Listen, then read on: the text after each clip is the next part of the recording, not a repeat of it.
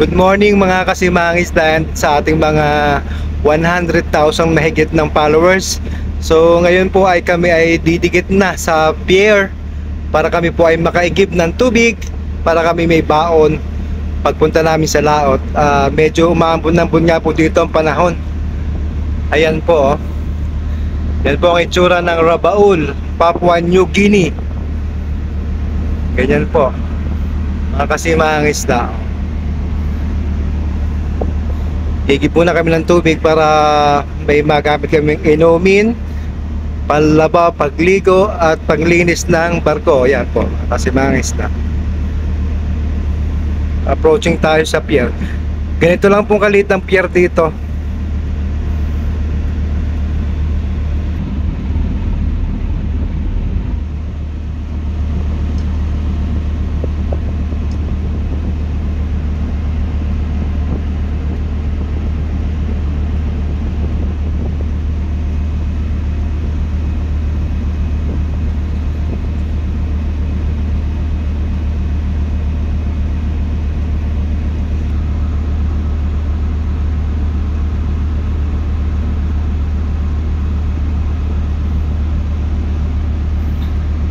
Ganito po kalinis ang dagat dito, ang tubig nila, pakalinis. Wala kayong makakita ng basura sa dagat na naglutang, nagkalat. So maganda po yung sistema nila dito. Kaso nga lang po maliit lang yung pier nila at mangilang-ilang barko lang din ang ship site dito. Mostly mga puro fishing boats at mga carrier ng isda.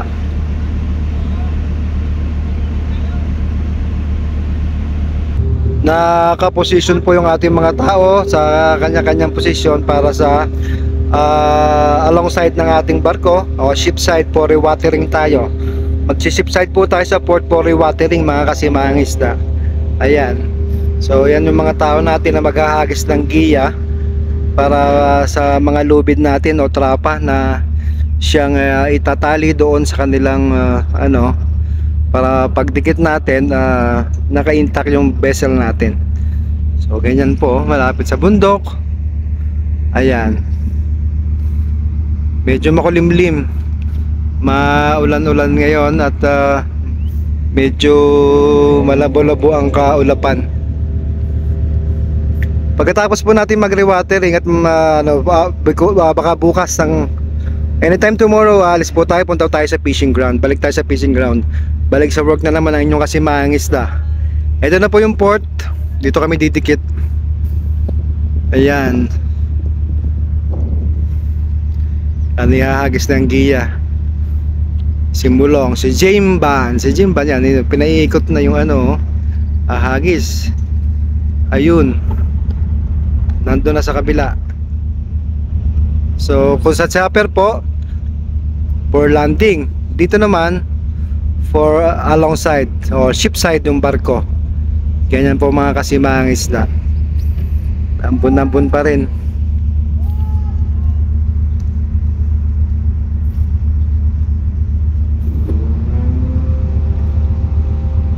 Yan ang kapaligiran dito. May yung vulkan na yung isa. Yun yung pinakita ko last time, yun ang vulkan. Dito yung vulkan ng Rabaul. Dati aktibo siya ngayon medyo tahimik siya ngayon. Ayan, mga kasimangis na.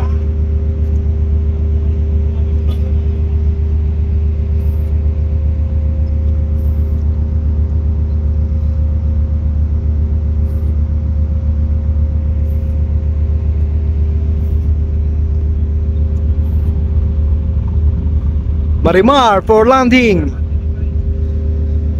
Lalanding na si Marimar, didikit na. Ayan. May sideways siya, movement niya sideways. Padikit na tayo dyan. Galing ni Marimar, oh. Patagilid ang galaw niya. Padikit.